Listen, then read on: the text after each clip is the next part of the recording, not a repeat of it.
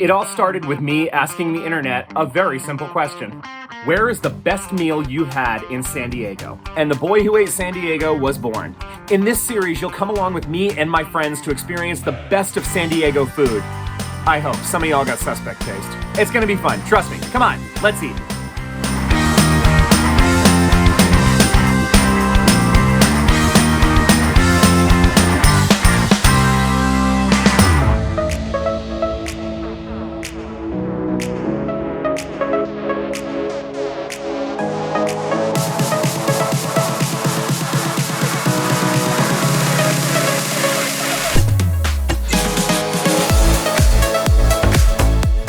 So many dinners on The Boy Who Ate San Diego that I wanted to make sure we got at least one brunch in there, and I think I found the place that meets that requirement. A bakery in the beautiful city of La Jolla, owned and operated by a Food Network baking champion. Let's head out for brunch at Sugar and Scribe.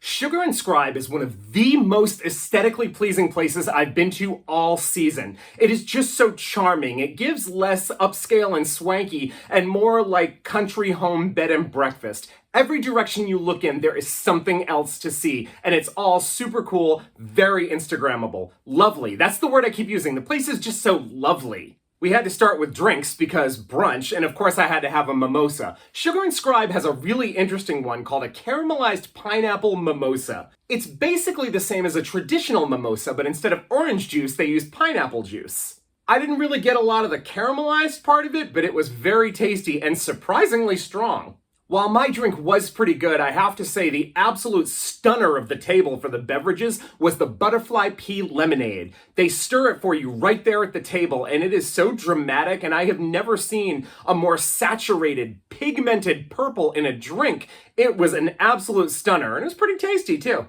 And now, file under best laid plans, because I'm going to tell you what I did and also what I should have done. My thinking was if I have a responsible, healthier, more savory breakfast, I can go hard on the desserts because this place was a bakery and I wanted to try everything and I knew I had to kind of keep a lid on it and control myself, which is rare because I've got one hell of a sweet tooth.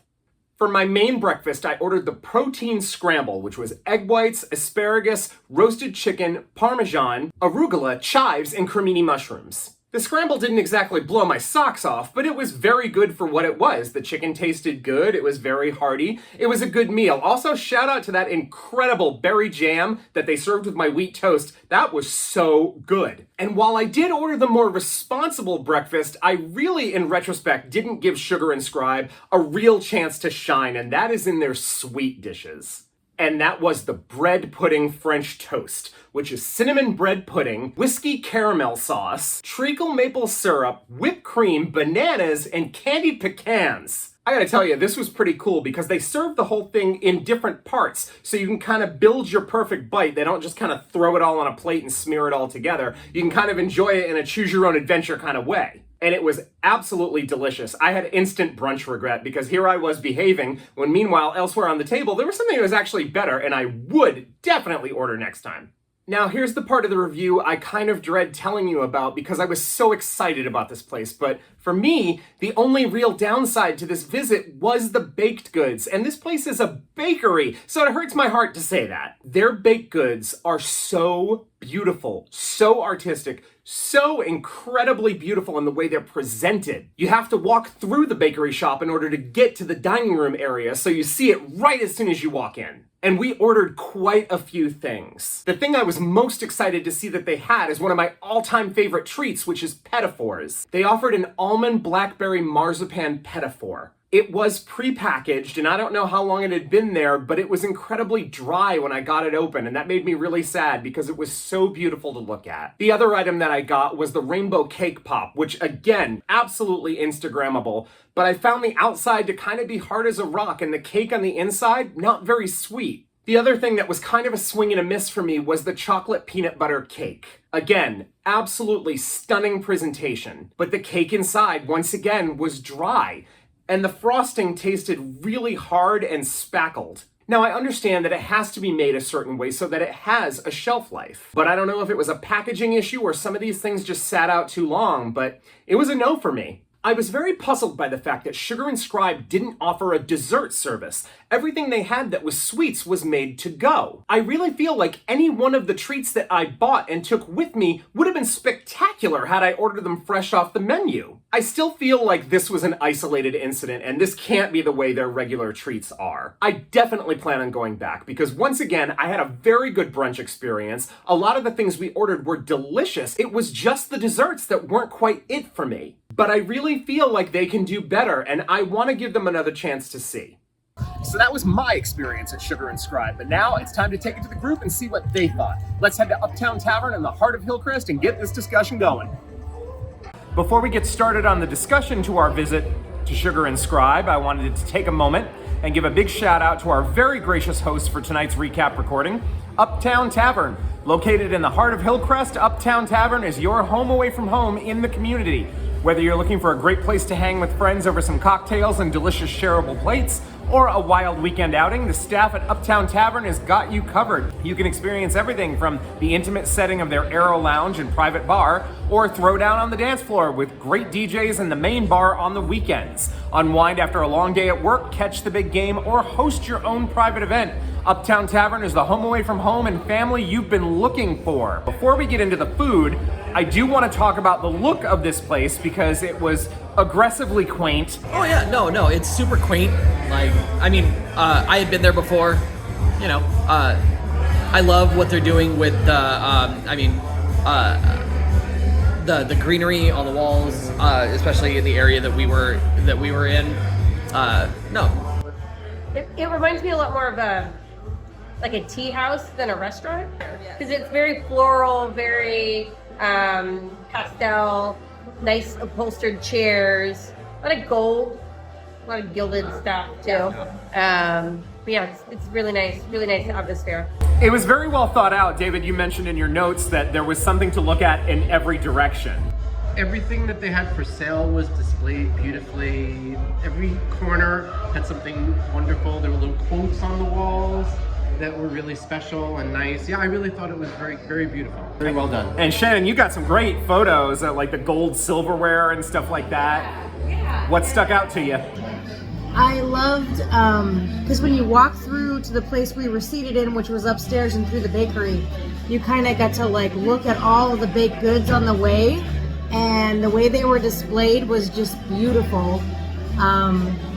There was glitter and rainbow as far as the eye could see, and I'm about it. And when I saw some of the items on the menu that had edible confetti and glitter, I was excited. It was great. Harry, anything aesthetically stick out to you? Look, you have eyes, okay? It's not gay to say something's pretty, Harry. Right? It very much had a very like Wonderland kind of tea party feel to it. I did enjoy it very much from the aesthetics perspective, yes. For sure. And a lot of the food offered there is just as aesthetically pleasing as the environment, and we found that out right away with some very dramatic and beautiful drinks. Shannon, you ordered the toasted marshmallow latte with vanilla and coconut, and you took it to go, but how was it? It was delicious. And I had asked our server, like, I'm kind of torn between these two. I really like caramel, but I kind of, I don't know, would you do the toasted marshmallow? And she goes, oh yeah, I would definitely do the toasted marshmallow. And she was right. It was wonderful. It was like I was kind of drinking a s'more with coffee in it. It was great. David, you ordered the hot chocolate. I did. I was a little disappointed, honestly, in their hot chocolate. The waitress walked by with a unicorn hot chocolate, and it looked like a party in a cup. And I thought, well, I don't need all that, but I'm assuming that the regular hot chocolate will be really special. And it kind of wasn't. It wasn't as chocolatey and as rich as I had hoped. And she asked if I wanted whipped cream, and I said, yeah, extra. And they charged me $1 for whipped cream, which I was like, charging extra for whipped cream on hot chocolate, shouldn't that just come with it? Maybe it's because I wanted extra, but no marshmallows. It was a marshmallow whipped cream. Oh, okay. Yeah. But it was just plain hot chocolate that didn't feel especially chocolatey or creamy in any way. It was kind of bland. You should have gotten the unicorn. I should have gotten the unicorn. You have unicorn regret. Well, and I tried some of your hot chocolate, and honestly, my immediate thought was this was not cream-based, this was water-based. which was a little disappointing because I felt like a bakery or a place that specializes in sweets would, you know. At the other end of the table, Shannon ordered the Cranberry Mimosa. What was that like? It was pretty good. That's kind of what I like to do to kind of test a place, is to like, what kind of mimosas do you have? I almost ordered the flight and I was like, oh, I don't know. I didn't have like some hard partners in crime. If it was hard as mine, you would have been under the table by dessert. Right. So I just went ahead and got the cranberry one with no pulp, no fuss, no muss, but a beautiful presentation with a flower. It was just like real classy and delicious. And the dramatic presentation was not limited to the sweet beverages. Harry ordered the S&S Bloody, and that was a showstopper. Tell us about that. Yeah. It was a Bloody Mary with zang mix, pickled green bean, celery, blue cheese, stuffed olive. Really classic spicy example of the drink.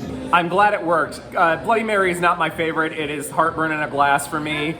And it's garnished with a bunch of stuff I don't like, so you know. But I'm glad. I feel like it's definitely a brunch staple. Yeah. So I'm glad somebody at the table took that for the team.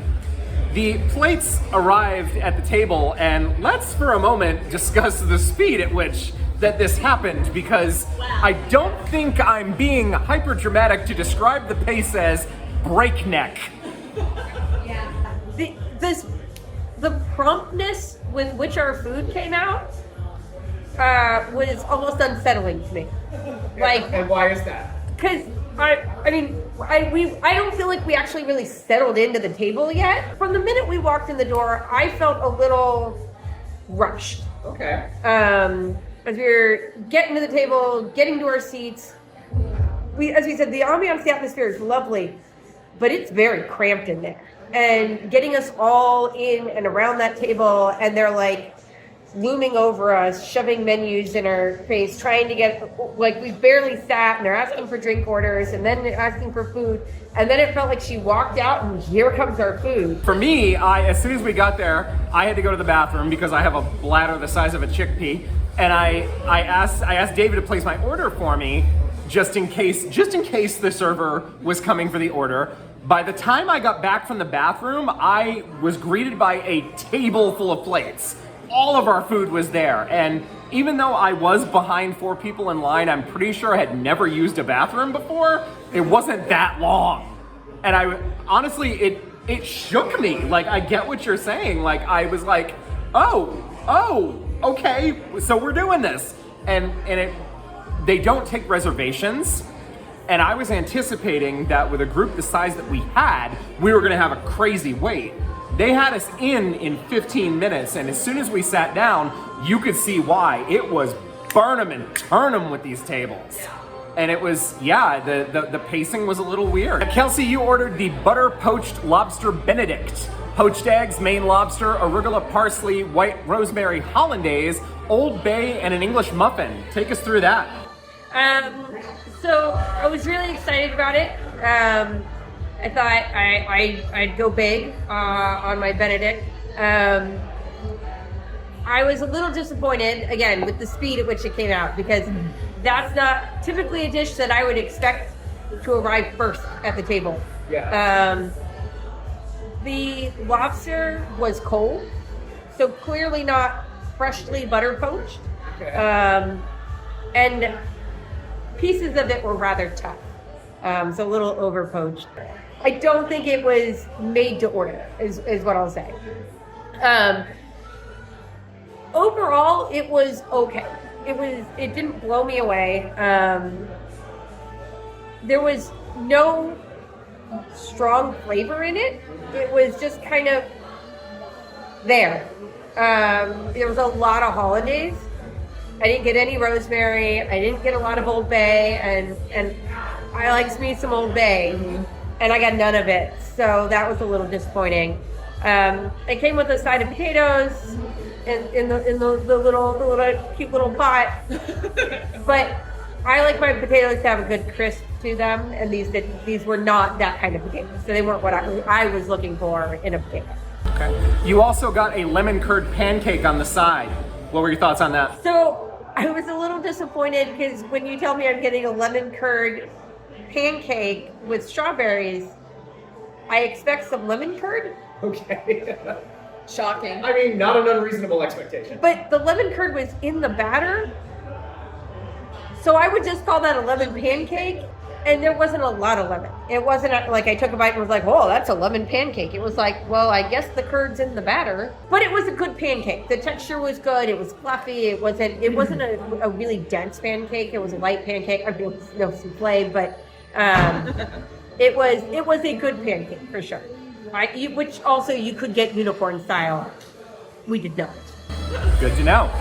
Joseph, you ordered the spicy Shashuka Sunrise Skillet. Fire roasted tomatoes, onion, garlic, red bell pepper, Fresno pepper, cilantro, yellow onion, feta, harissa paste, cumin, chili flakes, 2 eggs with levain on the side. I don't know what that means. Levain is it's a bread. I don't know her. Okay, take us through that experience. So I love Shashuka. I think it's great. It's typically something that's just really deep in flavor. It's got a lot of layers to it. It's hearty. I got my eggs poached on it, just so that I can get a little yolk in with all the stewy goodness of it. And it was good. Like, I mean, all the layers that I expected were there. It seemed a little thin, just in terms Just of like the texture? Yeah, the body. I like something like that to cling to the toast a little more, as opposed to like have the toast soak it up, you know. But I mean, it was good. It was it was all super good. Just a little thin. You know. Okay. And David, you ordered the Nutty Skillet.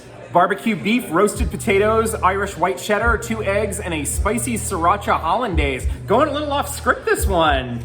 Yeah, I'm usually not a spicy guy, but they didn't have a ton of gluten-free options, and this sounded good enough to me. For someone that doesn't like spice, this pushed my border right to the limit. Like, it was just hot enough where I was like, any more would have been too much, but it was fine.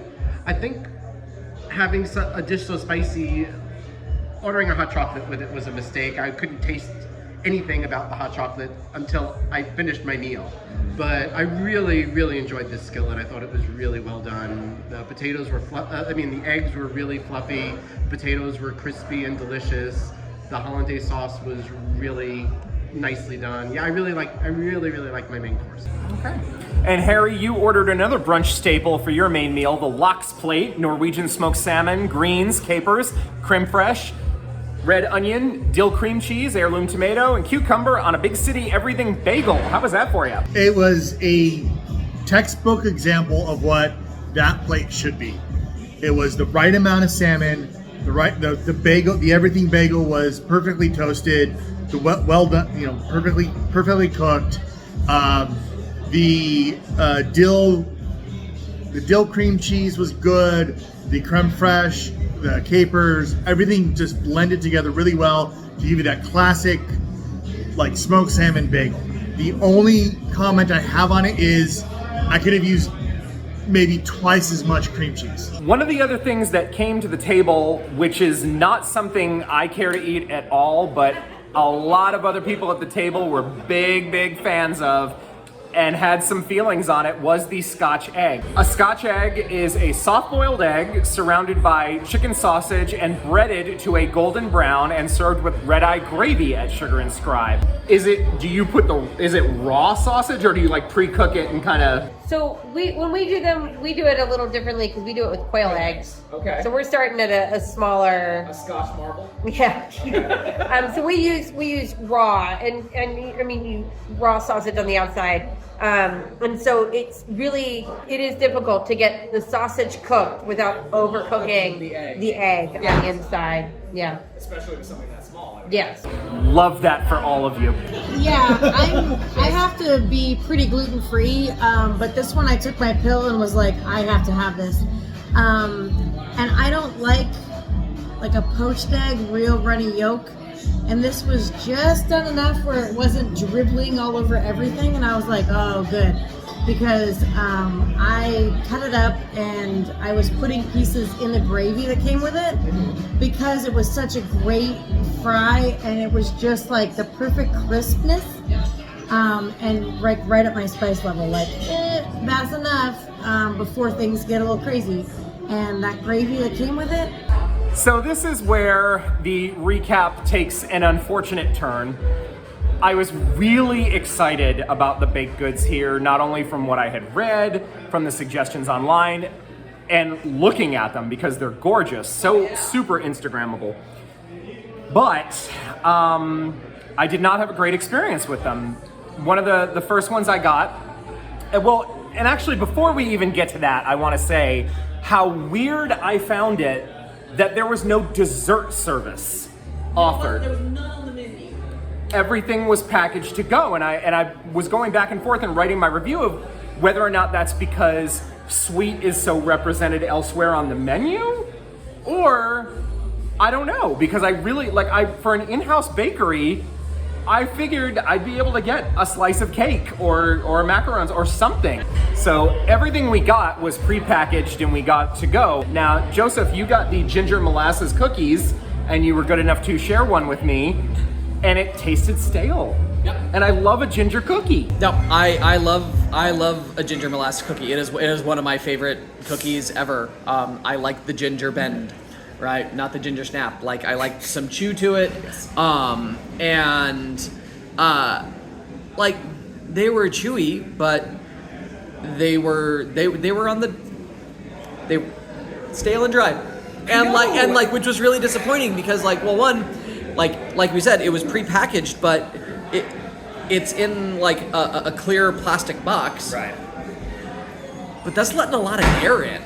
You know, like I feel like if you know, and I don't know if it's, you know, for the integrity of your product that you are not putting it in a bag, right? But I feel like if you are going to bag it, that would let less air in and lead to a less stale cookie. At best, they have a packaging problem. At worst, product is sitting too long. And it looked well made. Like the bottoms looked really nice. It looked very appetizing. I was really excited about it. I would be willing to bet you when it was fresh, it was probably bomb. Yeah, it made me sad. You know, and I really feel like this could be improved upon. Kelsey, you had a great point with either better packaging or a dessert service. Shannon, would you go back? I would, and instead of being responsible and getting something that I got this time, I would go crazy and just do the unicorn hot chocolate and go from there. Maybe a cocktail after that, but I was like, I feel like I need to have edible confetti and glitter in my life and take a pill for my gluten issue and just have cupcakes and brownies all in a hot chocolate and just nap the rest of the day. Harry, is it a yes for you? If I go back, I'd get the exact same thing. The Bloody Mary, the Lox Plate, and the Scotch Egg. I feel like you may have been the only 100% positive experience. Yeah. I would ask for extra cream cheese, but yes, absolutely. There you go. David, are we going back? Yeah, I loved my main course. I thought it was really well done and really delicious, so I definitely would go back. Maybe try something a little bit different, just not get the hot chocolate again. Even though we talked about how fast the service was, like a little too fast, our waitress was pretty attentive. Every time she was quick. So if you didn't say what you wanted, she was gone. But once she got her back, she was on it. So shout out to the waitress for doing a great job. Joseph and Kelsey, you guys have been many times before. I'm assuming that this wasn't a deal breaker for you. No, I would go again. I would order differently because the menu's different. It changes frequently. So this is the first time I had what I had. I would order differently, and I would probably even give the metaphors another try. She loves almonds. It's so Like you really. But look, if they burn me a second time, I'm done. Like that's it. I'll give them the one time. Like maybe they just had an off week, right? Things didn't sell like they expected. So I'll give them maybe I'll find out what day they do their baking on. Yeah. Okay, and honestly, no, you're 100% right, because the recurring thought I kept having with every disappointment with the baked goods was, this can't be right. This cannot be. Because I have had it good. I've had it from there and it was good. I know they can do it. And so I will give them another try on the Pettifours. But yeah, we would go back for brunch, definitely. I feel absolutely similarly. And there you have it. If you know of a great spot in San Diego you think I should try, go ahead and email me at theboywhoatesandiego@gmail.com. Or you can reach out to me at one of my socials, which will be attached to this video. See you next time.